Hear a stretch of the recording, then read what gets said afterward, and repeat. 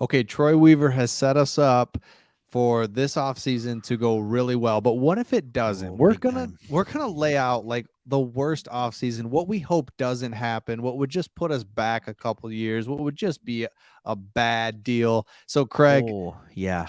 high level, we'll get more specific on it, but high level, what would be just like high level where we just like, oh, I don't like this. I don't like what we did this offseason. Yeah, so high level, you think to yourself, we got Jeremy Grant, we got Cade Cunningham with the number one pick. We got the number one pick, and all indications point to it was a good pick, right? So we got the number one pick. High level, you don't put enough around him.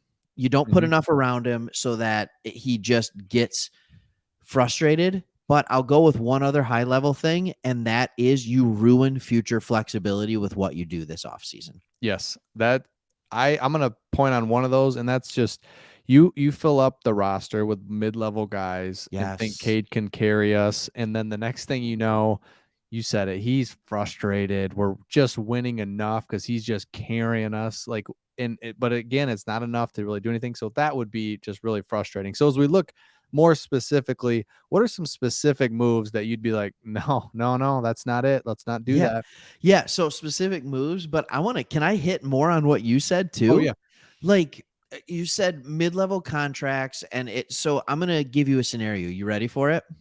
We get a bunch of mid level guys, right? Get a bunch of mid level guys. Sadiq Bey continues to be okay. Isaiah Stewart continues to be just a little bit better. And our team is coached so well by Casey that, oh my goodness, we make the play in tournament. Mm. We actually get the number 8 seed. We get swept in the first round. There's no future on the team, but here's the good news. We lose our first round pick next year. Mm. Right? Like, how would you feel about that? And then you have a guy like Sadiq Bey where you realize, like, yeah, he's a good player, but he's never going to be a number 2 compliment to Cade Cunningham. And you're left with Cade and the boys. You know what I Oh, mean? Like, you have Cade the man and a bunch of boys. And I'm not saying that to make fun of our current Pistons players, because this is worst season, because I think there's guys on this roster that could become, very good players. I really, really do. well, they're guys that are right where we want and right where we need, right? And Yes. and we if we add on to it, but if it's like, yeah, you guys just develop, we'll be fine. I don't like that. Yeah, it's not quite enough where it's at right now. And I think everybody can agree that, like, we don't have enough right Mm-mm. now. So you talked about that. I would say another thing that I would say is just an awful thing. And this is one that you actually pointed out to me just a little while ago. If we trade out of pick 5 for like a couple of later picks in the first round, Mhm. like I think one of the offers was it number 5 for number 9 and number 20 from San Antonio or something like that. Like, oh my goodness, please no. Like, please don't do that, because there's not nearly as much talent at 9 and a massive gap between 9 and 20. Yeah, and we are looking for stars. Like that Yes. is, and so if when and you and I believe there's a star at 5, it could be Ivy, it could be Murray, and it's like, man, I would just hate, yeah, you pick up a couple, it's so amazing to me. I've said it, just I always talk about like the second round in the NBA draft where it's just like forget it. Mhm. Forget it. It's like, well, what about him? He was they were in the final four. It's like, nope, forget it. There's like 10 players, and in this draft, there's like 8. So like stay at 5, get Yep. that player that could potentially be good, and don't worry about pick 20. Like you said, it's just not gonna work. Yeah. And I get the whole you want more bullets in your gun and you want more shots at it. And it's like, yeah, I understand that.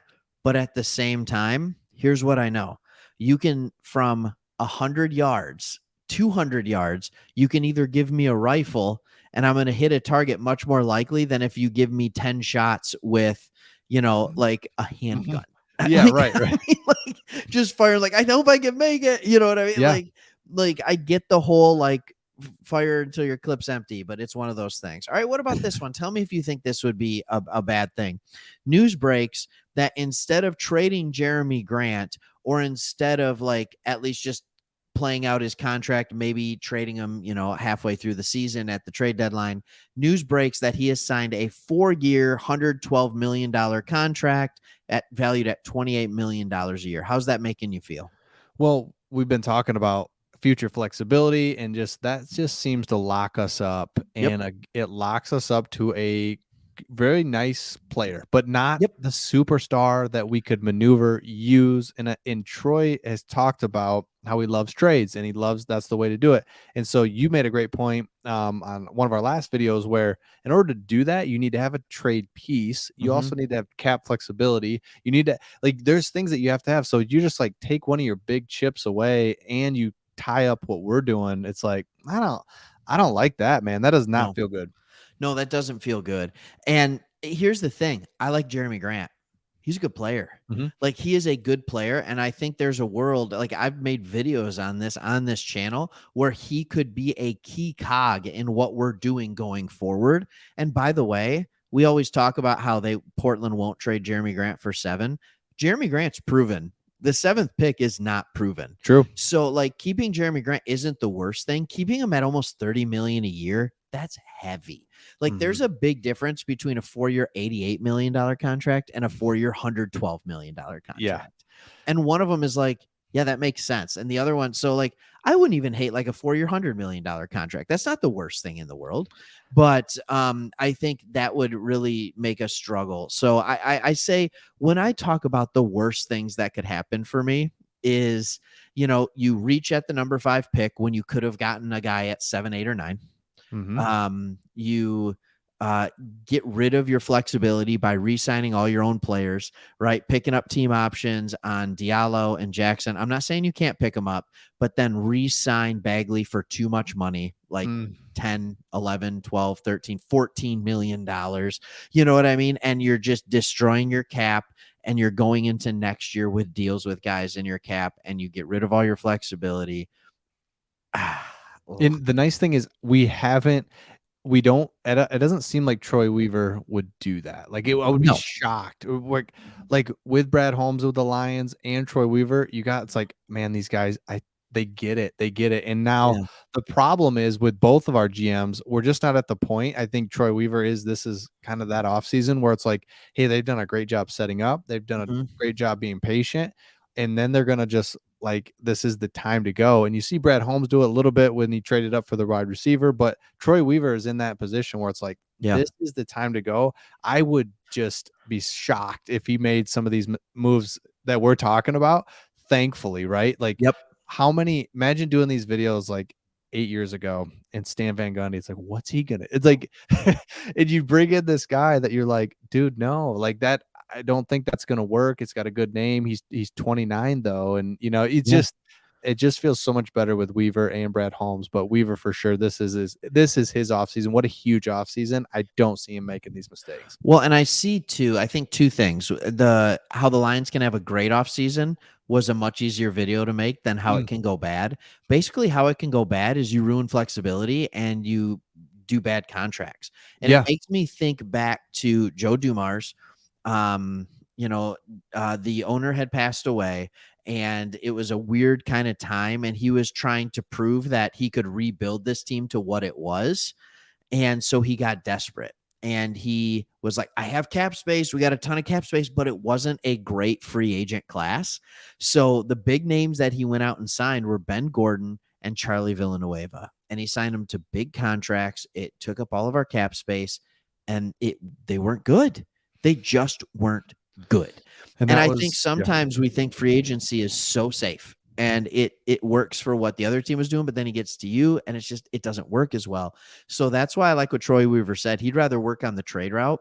And it's always been hard to get free agents to Detroit. So don't be forced into just saying, well, there's free agents. I got cap space. I'm gonna go spend it like on okay players. Instead, take your time, see when the right trade comes across, or sit on your money.